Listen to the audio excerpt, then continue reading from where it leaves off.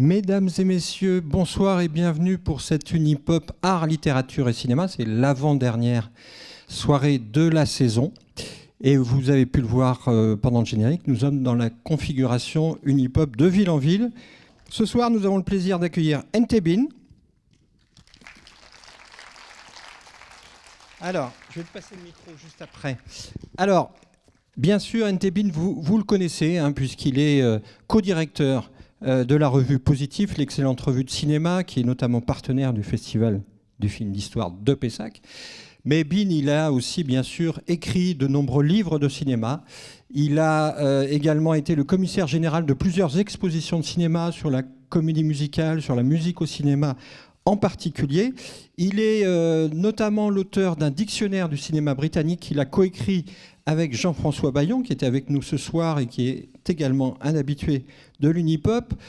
Vous avez pu entendre à Pessac Entebin l'an dernier pour une conférence passionnante à propos de Fred Astaire.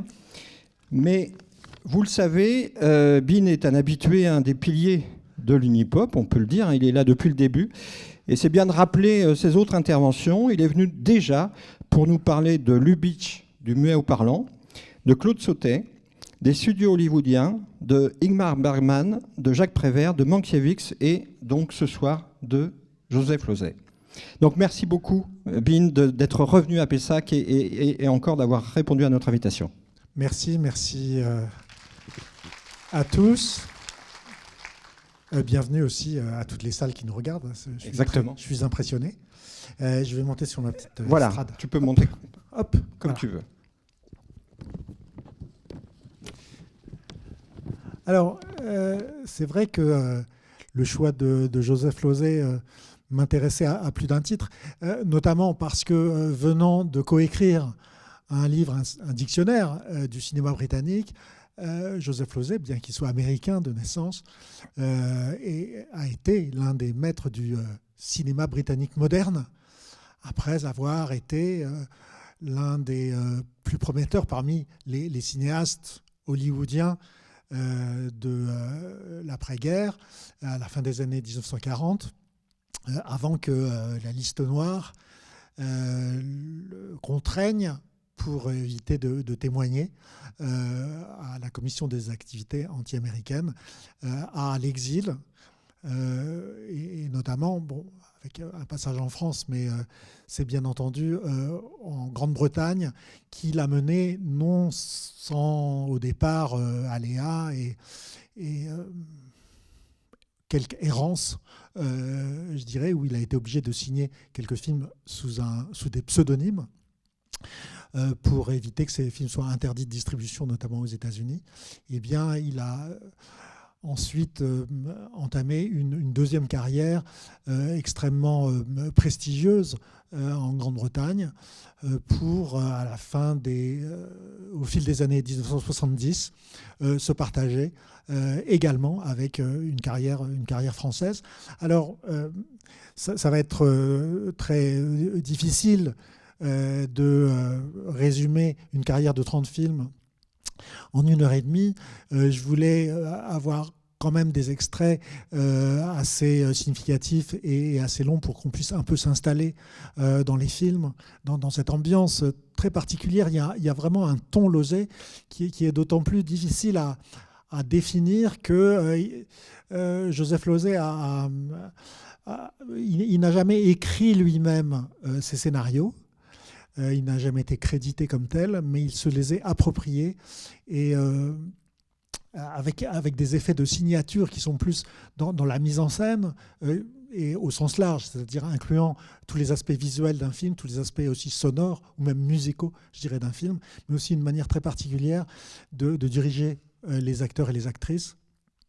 Et tout ça, disons, pouvant identifier un style Losey, avec certains effets aussi dans les mouvements de caméra qu'on a appelés baroques, avec des explorations souvent torturées de la psyché humaine, mais en passant d'un genre à l'autre, d'un ton à l'autre, avec plus ou moins de bonheur aussi, selon les sujets, selon les scénaristes avec lesquels il collaborait. Cela dit, il reste quelqu'un qui, en plus, parlait très bien de son art et de son métier. J'en veux pour preuve, évidemment, le livre de Lauzet, un extraordinaire recueil que Michel Simon a fait à partir d'interviews de très longues heures d'entretien avec Joseph Lauzet, qui se livre vraiment avec un sens de l'introspection assez touchant sur sa vie, sur le moindre de ses films, sur la genèse de ses films, sur ses intentions et sur également sa biographie. Alors, Michel Simon, auquel je voudrais que cette séance Unipop soit dédicacée, et il avait fait deux livres célèbres d'entretien avec deux personnes de cinéastes qui avaient été rivaux avant d'être ennemis, pour ainsi dire, qui ne se sont plus jamais reparlés, Elia Kazan et Joseph Lauzet. Et sans doute avec cet esprit malicieux qu'avait aussi Michel, il a pris un malin plaisir à rééditer ces deux livres sous un même ouvrage lorsqu'ils ont été épuisés. Parce que, en quelque sorte, Kazan et Lauzet, c'est deux versants antithétiques d'une partie de l'histoire du cinéma américain. Ils ont vécu, enfin, ils viennent de milieux très, très différents et leurs origines sont totalement, je dirais, opposées. Mais ils ont vécu des périodes troublées de l'histoire des États-Unis et du cinéma américain, disons, en même temps, sinon ensemble, se sont retrouvés chacun sur un versant de ces témoignages qui ont changé la face du cinéma hollywoodien et leur carrière. Il y en a un qui a donné des noms, c'est Kazan. Il l'a fait en plus aussi par conviction anti-stalinienne et pas uniquement pour céder à l'intimidation de cette chasse aux sorcières. Mais voilà, Lauzet ne lui a jamais pardonné. Et chacun a repris ensuite une deuxième carrière avec, je dirais, peut-être encore plus riche et plus complexe que leur carrière précédente. Alors, Joseph Lauzet, moi, je suis d'une génération qui a connu le Lauzet britannique des années Pinter. Et pour moi, jeune cinéphile, ça signifiait un petit peu en même temps que le renouveau, mettons en France, de la Nouvelle Vague. Ça signifiait, comme des gens aussi comme Bergman en Suède ou Fellini, Antonioni en Italie, une manière différente de faire du cinéma, une modernité dans l'approche du récit cinématographique et des personnages et aussi des genres. Faut savoir que Joseph Lauzet, au départ, quand il a démarré dans le cinéma, il était assigné pendant quelques années à ce qu'on a appelé plus tard le film noir américain.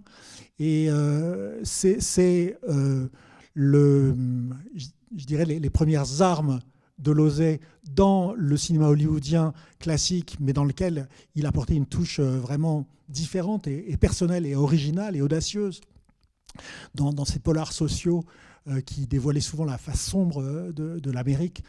C'est sous cette bannière-là qu'il avait été adoubé par la cinéphilie française, par un courant qu'on a appelé les MacMahoniens, qui venait un petit peu après les cinéphiles, si vous voulez, de la génération des cahiers du cinéma. C'était un tout petit peu après qui se sont fait vraiment reconnaître. Et parmi dans ce cercle de cinéphiles, dont faisait partie par exemple Pierre Rissian ou Bertrand Tavernier, il y avait un carré d'as de cinéastes américains qui étaient Joseph Lauzet, Fritz Lang, Raoul Walsh et Otto Preminger. Et très peu de temps après, finalement, eh bien, Joseph Losey a quitté les États-Unis et a cessé d'être ce réalisateur hollywoodien que certains d'entre eux, comme Jacques Lourcel, ont regretté pour un petit peu à la manière dont Fellini, à un moment donné, avec la Dolce Vita et 8,5, a changé sa carrière et lui a fait prendre un tour plus délibérément moderne, en faisant en quelque sorte sa révolution interne. Eh bien, Losey, c'est à la faveur de l'exil et d'une période d'hésitation qu'il a refleuri en tant que jeune cinéaste britannique, alors qu'il aurait pu être considéré comme un vétéran du cinéma hollywoodien. Donc, on va essayer de parcourir cette carrière, peut-être inégale, toujours passionnante, avec des moments, des tunnels, parfois un petit peu erratiques, mais avec cette capacité qu'il avait toujours à, je dirais pas transcender, mais je dirais s'impliquer dans la mise en scène de ses films d'une manière qui est toujours intéressante.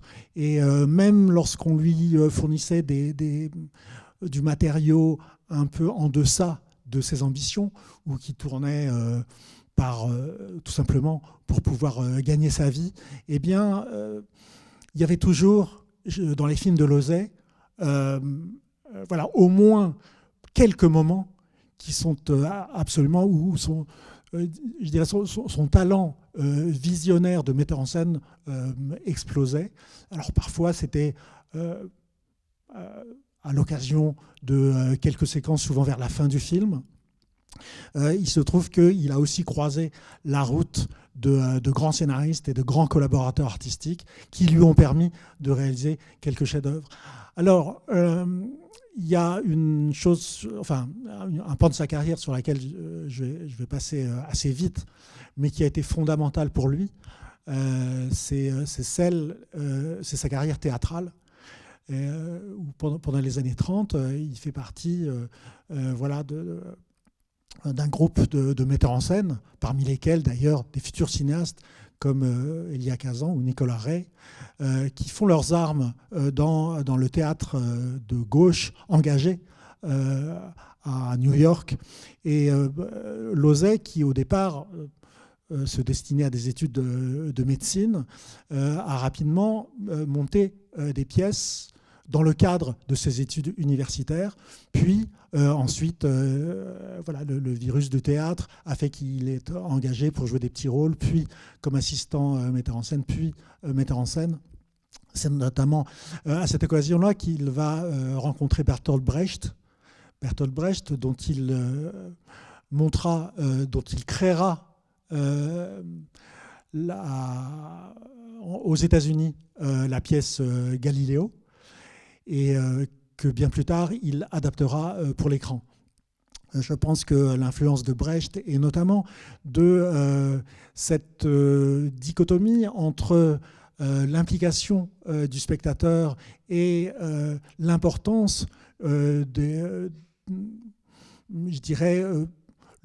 message, ou en tout cas des idées à faire passer à travers les œuvres d'art, mais aussi cette poésie, je dirais, qui nimbe le théâtre de Brecht au-delà de l'aspect didactique de ses œuvres.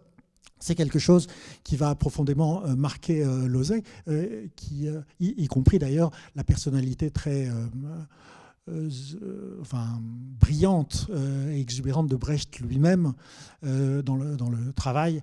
Et donc, Losey, qui va commencer sa carrière cinématographique par quelques courts-métrages où il est engagé à la MGM et où il désespère de pouvoir passer au long-métrage, va pouvoir le faire à une période déjà troublée.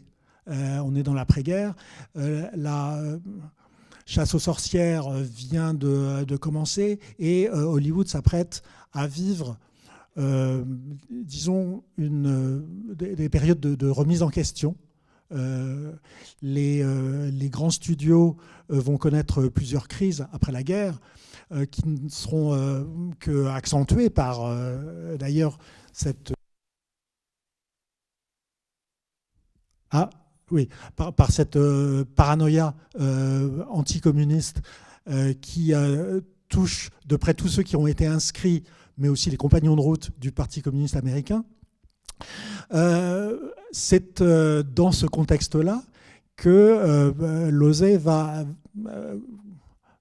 concevoir son premier long métrage pour une société, une compagnie, une des majeures compagnies les plus, je dirais, les plus mal gérées d'Hollywood, qui est la RKO, et qui, sous l'impulsion d'un grand producteur, Dory Shary, va permettre à Losey de mettre en production son premier long métrage, qui est une parabole très engagée, avec des aspects même didactiques qui, je pense, sont parmi les aspects qui ont peut-être le moins bien vieilli dans ce film. C'est Le garçon aux cheveux verts, mais qui est une expérience, c'est un film majeur, évidemment, parce que c'est le premier long métrage de Losey, et c'est d'ailleurs très rare qu'un metteur en scène commence à cette époque-là à Hollywood avec un film en Technicolor.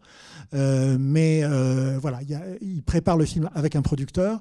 Losey dira que c'est l'un des seuls, peut-être, films au monde à cette époque-là, en tout cas, dont on ne pourrait concevoir la réalisation autrement qu'en couleur, puisque la couleur joue un rôle capital dans ce récit.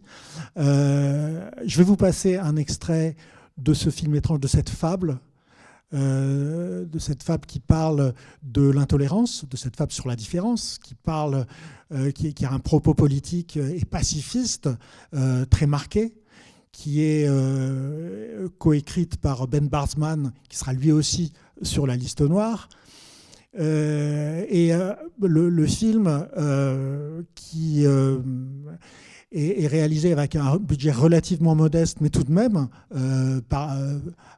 en Technicolor, ce qui augmente les coûts, par une société qui lui fait confiance. La société va être rachetée entre le tournage du film, la mise en production du film et sa sortie par Howard Hughes, et le film sera très mal distribué, mais il reste absolument majeur et essentiel pour comprendre l'œuvre de Losey. Donc voilà, il s'agit d'un petit garçon joué par Dean Stockwell, qui est un orphelin qui n'a pas connu ses parents, un orphelin de guerre, qui, du jour au lendemain, se réveille. Voilà, il sort de son bain, de son shampoing. Il se demande s'il n'y avait pas quelque chose dans le savon qu'il a utilisé pour se laver les cheveux, avec des cheveux verts. Et voilà, ça va être l'apprentissage pour ce jeune garçon de la différence, puis une prise de conscience de ce pourquoi non seulement il est sur Terre, mais aussi pourquoi cette différence lui est arrivée.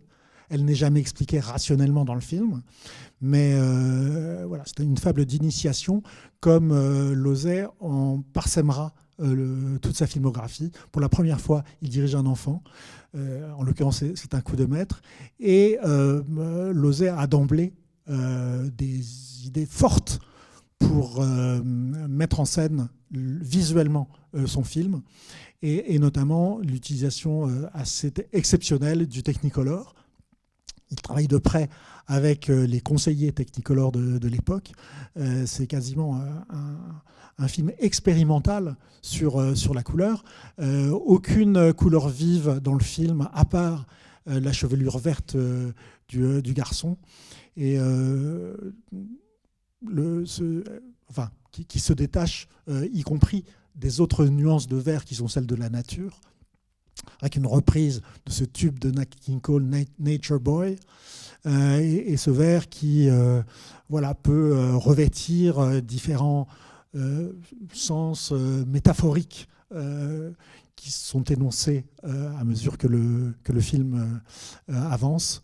Le vert qui est peut-être la couleur de la mort ou de la pourriture pour certains, la couleur du renouveau, du printemps et de l'espoir pour d'autres.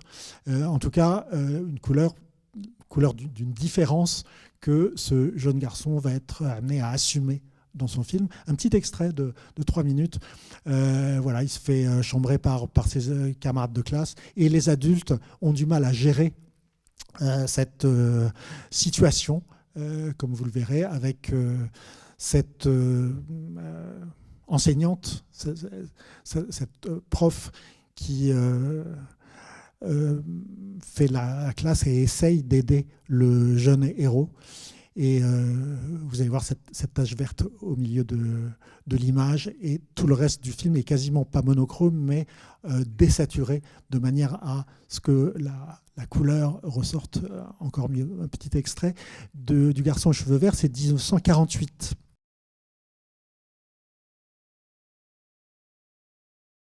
Le film reste un film assez hors norme. C'est une sorte de conte.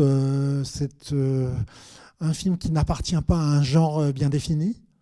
C'est un film à message, certes, mais c'est aussi un film d'apprentissage, comme il y en aura beaucoup chez Losey par la suite.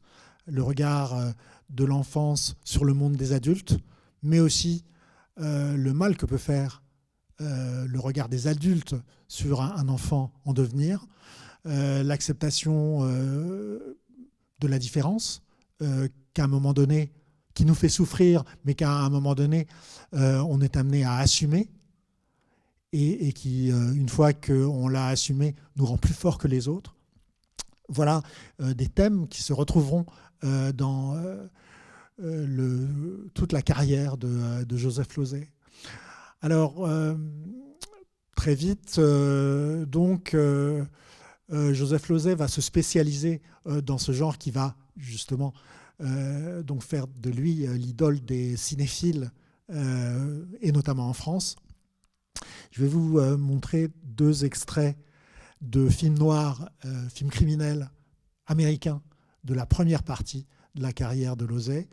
L'un qui est celui dont il était le plus content apparemment, The Prowler, le rôdeur. Un film qui a beaucoup de points communs avec, dans l'intrigue, on va dire, criminelle, avec Assurance sur la mort de Billy Wilder, à savoir 2 amants qui sont amenés à être complices de la mort, de l'assassinat, du meurtre du mari de la jeune femme. Ce qu'il y a, c'est que, en l'occurrence, ce n'est pas une femme fatale, mais c'est un homme fatal. C'est le héros du film, le protagoniste, qui est une sorte de victime du rêve américain. C'est un flic, un flic qui passe de l'autre côté de la loi, un flic aigri qui pense qu'il a raté sa vie et qui, à travers une liaison avec une jeune femme dont le mariage est malheureux, pense qu'il va pouvoir accéder non seulement à un statut social meilleur, mais à un illusoire bonheur. Alors, je suis désolé, je me suis rendu compte en préparant cette conférence que c'était difficile de choisir des extraits de films de Losey, puisqu'il construit ces séquences d'une manière très organique. Et pour éviter de couper dans les séquences, voilà, j'ai choisi des scènes courtes, relativement courtes. Et là, je vais faire quelque chose qui, en principe, ne se fait pas, c'est-à-dire que je vais vous montrer la fin du film. Alors évidemment, ça divulgage pour tous ceux qui ne l'ont pas vu, mais pour ceux qui étaient tout à l'heure à la séance, ici à Pessac, il y a eu le Temps sans pitié qui est passé avant. Temps sans pitié qui au départ était une intrigue criminelle et que Losey et son scénariste n'hésitent pas a renversé complètement, puisque dès le pré-générique, Losey nous montre la figure du coupable, nous montre qui est le coupable. C'est que voilà comment Losey subvertit ou transgresse les attentes du spectateur. Chez lui, ce qu'on appelle l'intrigue, le plot, n'est jamais ce qui l'intéresse le plus. Ce qui l'intéresse, c'est de montrer des personnages et que ces personnages soient à la fois plus grands que nature, mais qu'à la fois ils soient assez crédibles pour qu'on puisse s'identifier à eux, ou en tout cas qu'une part de nous-mêmes puisse se reconnaître, fût-ce à notre corps défendant, dans ces personnages. Donc voici un personnage victime du rêve américain. À un moment donné, alors il y a eu un procès. Il a été, les deux amants ont été innocentés puisqu'ils ont réussi à prouver qu'ils ne se connaissaient pas avant la mort du mari. Ils peuvent se marier. Donc la jeune veuve épouse son amant, sauf que la voilà enceinte, et voilà que si jamais juste après le mariage, elle apprend à son jeune époux qu'elle est enceinte, et que si jamais ça se sait, à ce moment-là, tout leur échafaudage, toute l'intrigue est détruite, puisqu'on saura qu'ils se sont connus avant. Alors, du coup, elle est enceinte, ils vont se réfugier dans une ville fantôme, c'est-à-dire une ville déserte. C'est très étrange. Dans cette ville déserte, la jeune femme accouche. Dans la dernière séquence, le médecin qui a accouché la femme s'est douté de quelque chose. Il est parti avertir les autorités. Et le héros, joué par Van Heflin, que vous allez voir, essaie de partir à la poursuite du médecin et se retrouve face à face avec son ancien collègue quand il était dans la police. Voilà. Là, je vous raconte l'intrigue pour que vous compreniez juste la scène. Et ce que vous allez comprendre aussi, c'est qu'il y a une chose absolument cruciale pour apprécier la mise en scène de Joseph Losey, c'est son utilisation du décor au sens large, c'est-à-dire de l'espace qui entoure ses personnages. En cela, Losey, je pense que c'est un véritable expressionniste. C'est-à-dire que dans ses films, tout ce qui entoure les personnages sont un reflet des tourments qui sont à l'intérieur des personnages. Et ici, ce personnage qui a toujours rêvé de s'élever socialement, vous allez voir comment il termine son existence, avec en plus une sorte d'absurdité, c'est-à-dire il n'y a aucune raison pour qu'il lui arrive ce qui lui arrive dans le film, sauf visuellement et thématiquement, je dirais, oui, presque métaphoriquement. Donc c'est la dernière séquence du Rôdeur. Le film date de 1951.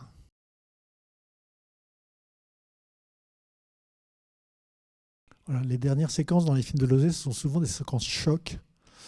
Et là, alors, il n'y a pas de raison rationnelle pour laquelle le policier devrait tirer sur un fugitif, certes, mais non armé, et qui n'est a priori plus dangereux. Juste que cette image de cette ascension et de cet homme qui croit être parvenu au sommet et qui va tomber, c'est un résumé en fait de l'itinéraire mental du film.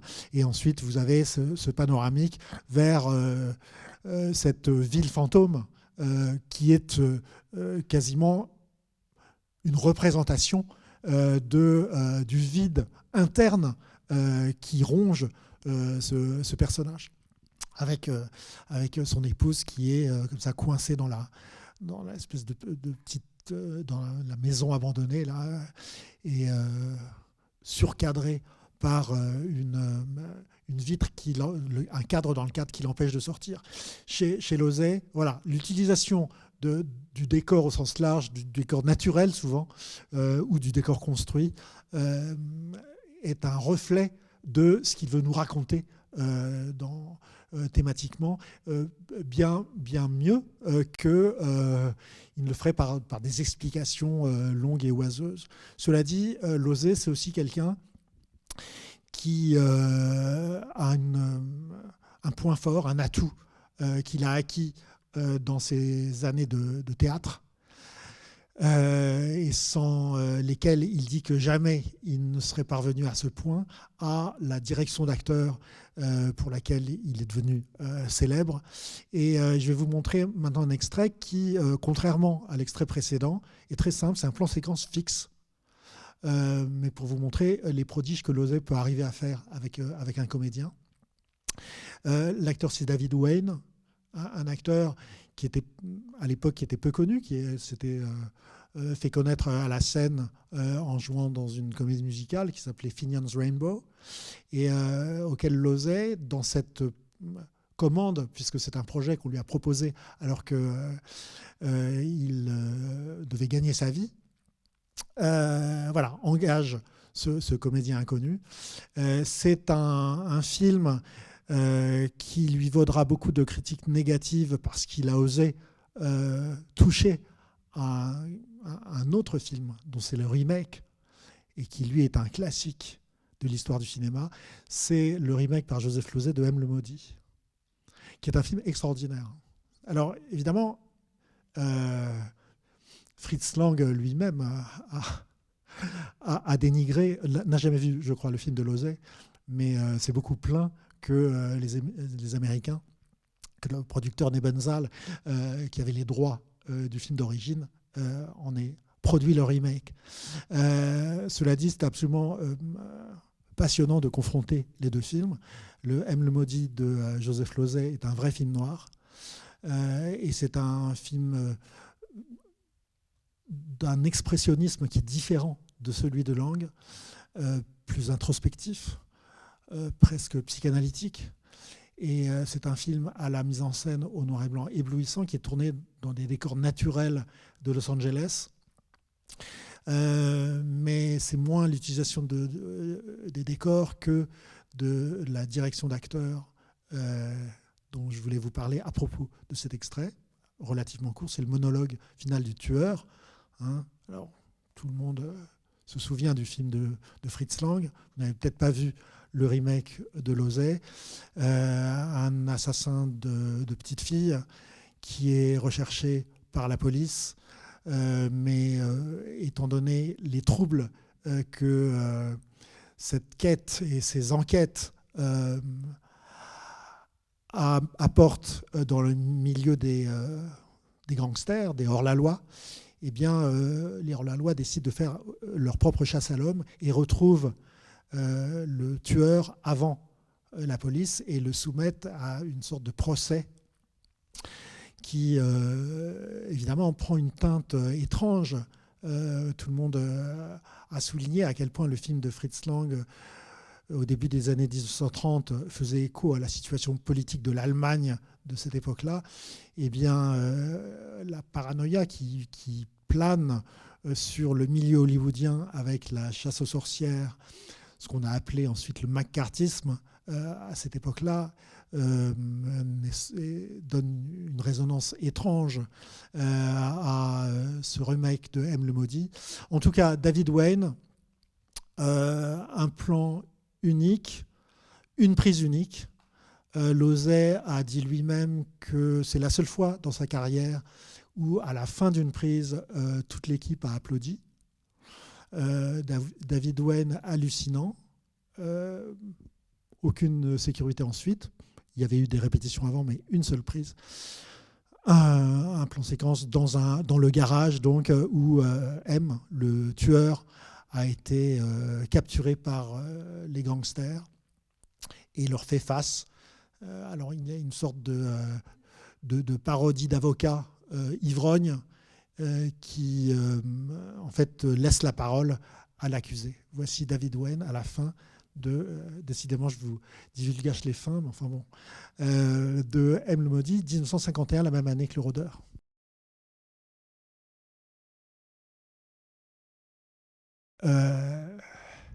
Alors, vous vous souvenez peut-être du monologue extraordinaire de Peter Lorre à la fin de M. le Maudit, mais à part Je ne peux pas m'en empêcher, voilà, là, le monologue écrit par Waldo Salt pour Joseph Losey, il en fait quelque chose de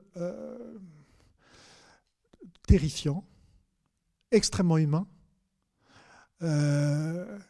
Et je pense que là, sans artifice, sans mouvement de caméra, avec ce noir et blanc très sobre, vous avez aussi une des quintessences de l'art de Losey. Il a fait écrire pour un comédien extraordinaire une sorte d'aria. Il y a un côté opératique chez Losey. C'est pas pour rien que l'un de ses plus grands succès de toute sa carrière, ça a été Don Giovanni de Mozart. Une approche que je n'hésiterai pas à qualifier, même si c'est critiquable ou discutable, de féministe. C'est-à-dire qu'il regarde un monde d'hommes d'une manière critique et impitoyable. Et c'est le monde dans lequel Losey, la société aussi dans laquelle il a été élevé, qu'il a grandi et qu'il a observé et dont il a consigné les méfaits. Et c'est une des manières de lire le cinéma de Losey. Cette critique de la violence masculine qui se propage à l'ensemble d'une société. C'est un thème qu'on va retrouver très souvent dans les rapports hommes-femmes des films de Losey, d'une façon extrêmement torturée, complexe, mais qui est une des manières dont on peut examiner son cinéma aujourd'hui, avec en plus les nombreuses matières à réflexion que depuis quelques années on est amené à mener sur le sexisme dans la société occidentale et aussi dans le cinéma occidental. Eh bien, chez Losey, il y a un portrait assez complexe, torturé et extrêmement virulent de cette société qui rend les hommes violents. L'extrait que j'ai choisi ensuite, c'est le film que un certain nombre d'entre vous ont vu, mais pas tout le monde. Donc j'hésitais à montrer un extrait. Je vais quand même vous résumer entre-temps ce qui est arrivé à Losey. À la fin des années 1940, donc, il est confronté à cette chasse aux sorcières et à cette liste noire qui va interdire à ceux qui sont inscrits de travailler à Hollywood. Et c'est intéressant parce que la plupart des scénaristes avec lesquels Losey collabore dans ses premiers films que vous avez vus, Ben Barsman, Hugo Butler, Dalton Trumbo, vont être interdits de travailler, vont être inscrits sur cette liste noire et ne pourront plus travailler à Hollywood. Joseph Losey, lui, donc, comme je vous l'ai dit, il fuit en 1951 alors qu'il va être convoqué par la commission des activités anti-américaines.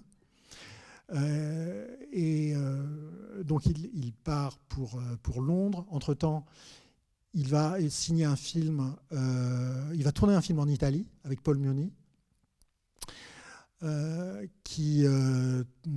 sous un pseudonyme, qui va être un échec commercial. Et puis il va tourner encore sous pseudonyme 2 films policiers de intrigues criminelles en Grande-Bretagne. L'étrangère intime et La bête s'éveille, qui sont des films mineurs, peut-être faits avec des tout petits budgets, mais avec parfois des éclairs de mise en scène extraordinaires, notamment dans leur dénouement, des idées visuelles, et aussi cette exacerbation du jeu d'acteur dans les scènes de confrontation que vous avez remarqué, je pense, pour ceux qui ont vu Temps sans pitié. Je voudrais passer quand même un extrait de Temps sans pitié, puisqu'il y a parmi vous des gens qui ne l'ont pas vu, et qu'il y a aussi des salles, des spectateurs dans les salles qui nous regardent, qui n'ont pas eu la projection encore. Et c'est une séquence qui ne révèle pas énormément de choses de l'intrigue. Je le dis pour ceux qui éventuellement vont voir le film après dans d'autres salles, si j'ai bien compris. Mais qui est comme une sorte de petit sketch dans le film, qui est le sketch de La Dame aux horloges. Alors, je vais vous montrer déjà, parce qu'il y a un acteur extraordinaire qui est Michael Redgrave, qui, dans ce film, je résume la situation, à 24 heures pour innocenter son fils qui est condamné à mort et qui va être exécuté. Et donc, il va mener une sorte d'enquête express, on va dire, le protagoniste du film, parmi lesquels donc, il va se rendre chez, je ne voudrais pas trop en dire non plus, mais chez cette dame qui est la mère d'une protagoniste essentielle de l'intrigue. Et donc, on a des plans d'horloge pendant tout le film, puisque le temps s'écoule, et que ce temps sans pitié, au bout duquel son fils sera condamné s'il n'est pas gracié au dernier moment. Et ce que je voulais vous montrer dans cette séquence-là, notamment, c'est que Losey a toujours attaché une immense importance au son et aux effets sonores. Et que, alors visuellement, ce personnage, alors que le film entier est un compte à rebours, ce personnage de vieille dame excentrique collectionne les horloges, mais surtout le tic-tac des horloges et les carillons de ces diverses montres, pendules et horloges chez elle sont la seule musique de cette séquence et contribue à la sensation d'oppression de la scène. Et pour ceux qui verront ensuite Le Messager ou d'autres films de Losey, si vous arrivez un petit peu à faire attention, l'utilisation du son est toujours extraordinairement pointue et pertinente chez lui, lorsqu'elle n'est pas, comme dans ses premiers films hollywoodiens, noyée par la musique. Mais ensuite, Losey fera très très attention dans son utilisation des partitions musicales, comme dans son utilisation des effets sonores et des ambiances, notamment à une époque où il s'agissait que de sons mono. Alors donc, la séquence de La Dame aux horloges dans Temps sans pitié, Michael Redgrave, et l'actrice, j'ai oublié son nom, c'est Houston, Penelope Houston, je crois. Voilà.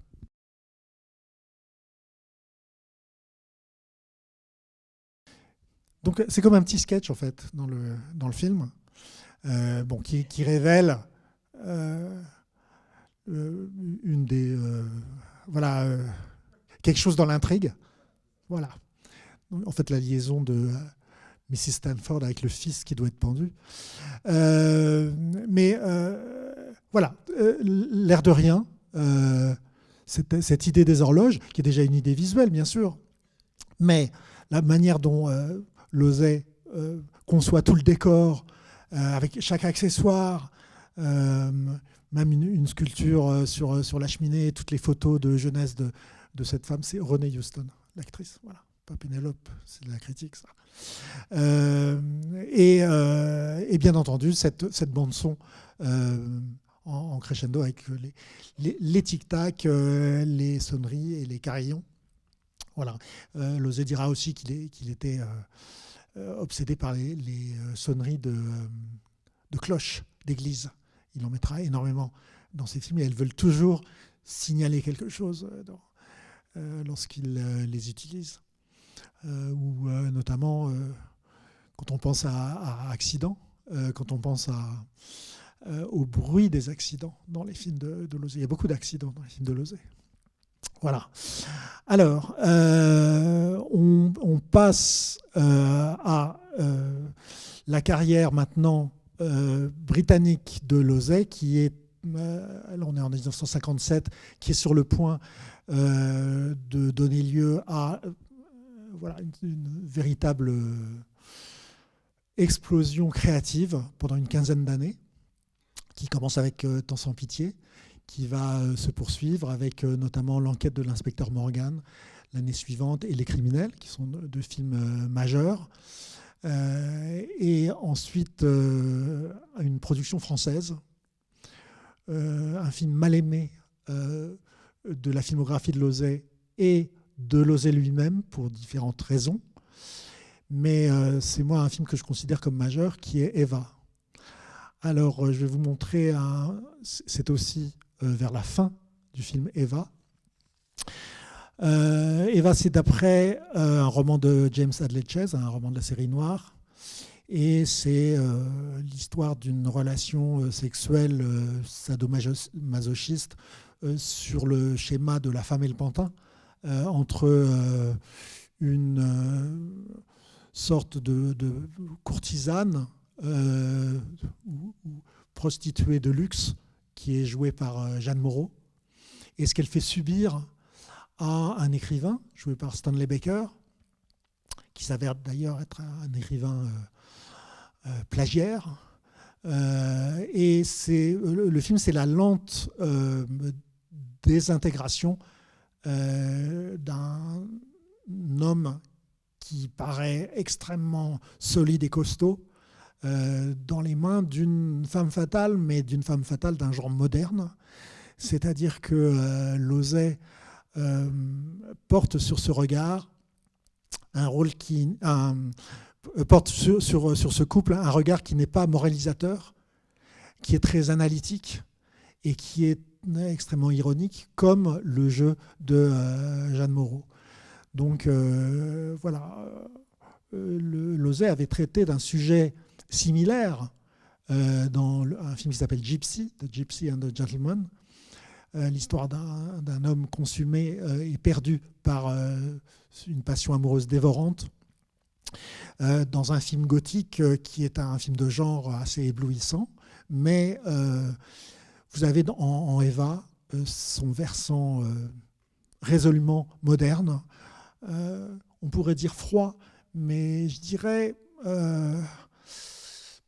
à la fois cérébral, extrêmement intelligent et prenant, puisqu'on est à la fois dans l'esprit des personnages et à la fois on les regarde de loin. C'est un effet d'implication et de distanciation que Losey a peut-être appris quand il travaillait avec Brecht. En tout cas, là, je vous montre c'est vers la fin du film. Eva, forte de son pouvoir sur Tevian, qui est l'homme joué par Stanley Baker, se plaît à l'humilier, alors qu'il vient d'épouser la ravissante Virna Lisi, qu'il aime d'un amour pur et absolu. Eh bien, il ne peut pas se passer de Eva la prostituée, Eva qui l'a ruiné, Eva qui l'humilie. Et donc, elle se rend chez lui et elle lui interdit la porte de la chambre à coucher. Et il ne lui reste plus qu'à se saouler. Et vous allez voir le retour de la jeune épouse Virna Lisi dans une des scènes climax de Eva avec quasiment pas de dialogue. Et là, vous avez la puissance visuelle de Losey, à mon avis, à son summum, grâce notamment à sa collaboration avec le très grand opérateur Gianni Di Venanzo. Donc, une scène vers la fin de Eva 1962. Et je vous expliquerai ensuite pourquoi Losey n'aime pas n'aimait pas qu'on lui parle d'Eva.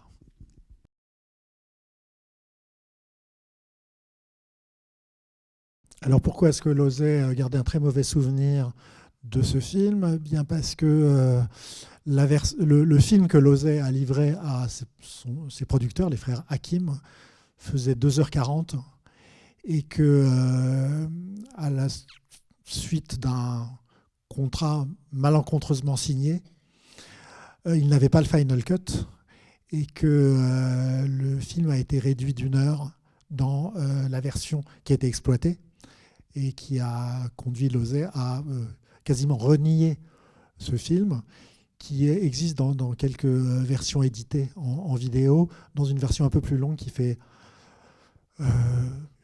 environ 20 minutes de plus que la version qu'on connaît, à la suite d'une copie unique qui a été retrouvée. Mais voilà. Alors, pour moi, c'est un film majeur, même s'il est défiguré. Et c'est vrai que le côté un peu, je dirais, inexpliqué ou schématique qui doit résulter des nombreuses coupes qui ont été effectuées par les producteurs ne fait que ressortir la force plastique et formelle du film, mais qui n'est pas une forme gratuite qui à chaque fois est extrêmement chargée de sens. Ce que je vous disais tout à l'heure sur le décor et sur la façon dont les personnages bougent dans le décor et la façon dont la caméra aussi les place et elle-même se meut dans l'espace filmé. Ça, c'est quelque chose d'assez insurpassable chez Losey. Il n'y a pas besoin de dialogue. C'est une séquence quasiment musicale, hein, avec la chanson de Billie Holiday. Autre source de désaccord avec les producteurs, Joseph Losey avait fait une liste de une douzaine de titres de Billie Holiday qui devaient scander l'ensemble du film. Pour des raisons de droit, il n'y a eu que 2 chansons qui ont été placées à quelques endroits du film. Mais voilà, c'est le film à partir duquel Losey a décidé qu'à partir de maintenant, ce serait le final cut ou rien, quitte à parfois faire avorter des projets. Mais Losey a été traumatisé par la post-production, en fait, pas le tournage, mais la post-production d'Eva. Je vois que le temps passe à une vitesse incommensurable. Donc on va passer tout de suite à la collaboration majeure, celle qui se terminera avec le film que vous allez voir tout à l'heure, le triptyque de Losey, écrit par Harold Pinter, l'un des jeunes dramaturges les plus célèbres de son époque, que Losey transforme par le biais de 3 films, donc The Servant, Accident et Le Messager, en scénariste majeur de l'histoire du cinéma. Et tout simplement, alors là, ça ne divulgage pas trop, puisque ce sera la première séquence de leur collaboration. Et c'est la première scène de The Servant. Et ce que je vous ai dit sur la façon dont la caméra de Losey nous fait comprendre l'état d'esprit des personnages mieux que tout discours psychanalytique ou psychologique, eh bien vous allez le voir avec cette première séquence éblouissante où un extérieur en décor naturel raccorde avec un décor conçu par Richard McDonald, qui était le collaborateur visuel le plus précieux de Joseph Losey, entièrement en studio. Donc l'intérieur, c'est entièrement du studio, selon les directives très particulières de Losey. Un décor, une maison qui est construite en spirale pour être la métaphore de ce qui arrive au maître de ces lieux. Le jeune aristocrate fin de race qui tombe sous la coupe de son domestique. Et on le comprend visuellement dans ces quelques minutes qui démarrent The Servant.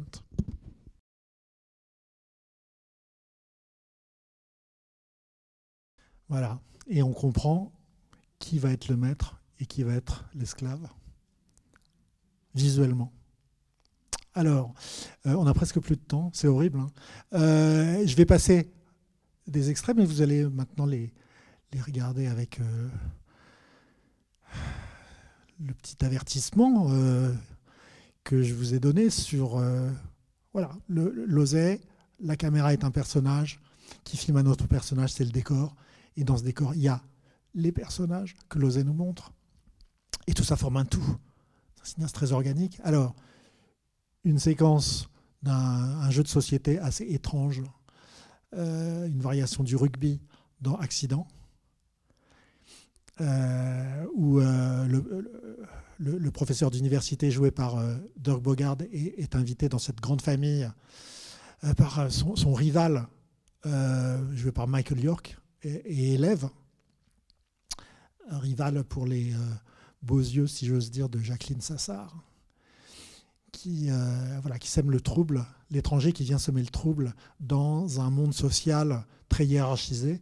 C'est le thème majeur de la trilogie Pinter-Lauzet. Donc on va passer l'extrait d'Accident, ce jeu de société. Vous allez voir le décor dans lequel on ne sait pas à quel moment le fantasme prend la place du réel. Et puis, comme on n'a plus beaucoup de temps, on va passer ensuite directement à l'extrait suivant, qui est la fin de Monsieur Klein.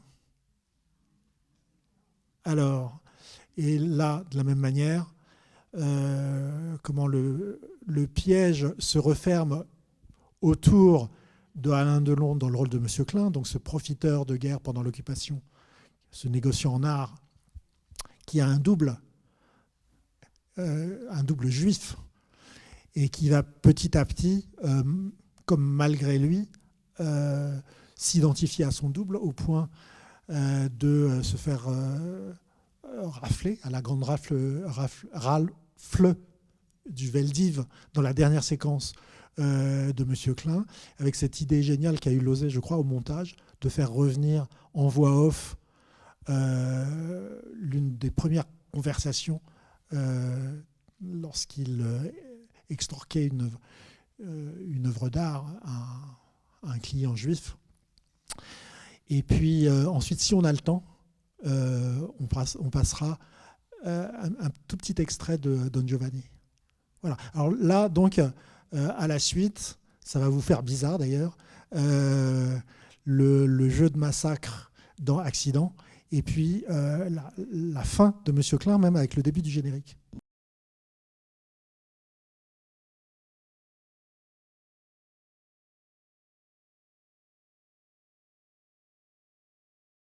Voilà, Alain Delon, Jean Bouise, derrière lui, qu'on reconnaît, qui a été forcé de vendre son tableau. Alors, y a Don Giovanni, quand même, pour finir. Voilà. L'environnement du personnage est un reflet de son intériorité. C'est vrai de la musique de Mozart et du livret de Da Ponte.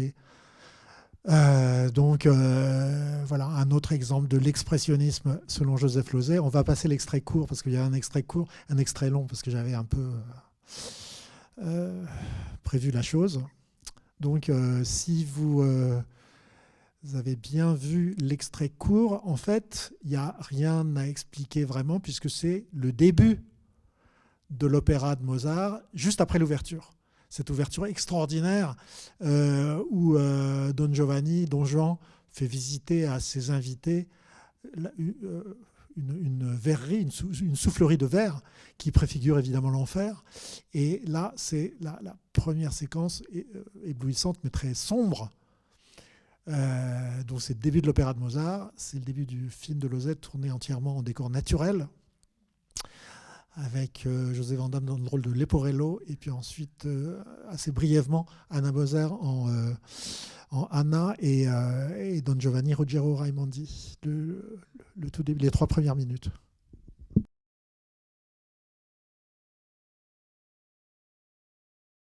Voilà, et évidemment c'est frustrant, mais c'est le début. Donc, variation sur The Servant, hein, je vous signale. Donc, photographie de Jerry Fisher. Nous allons reparler de lui très très vite quand je présenterai la séance du Messager. Merci beaucoup. Merci.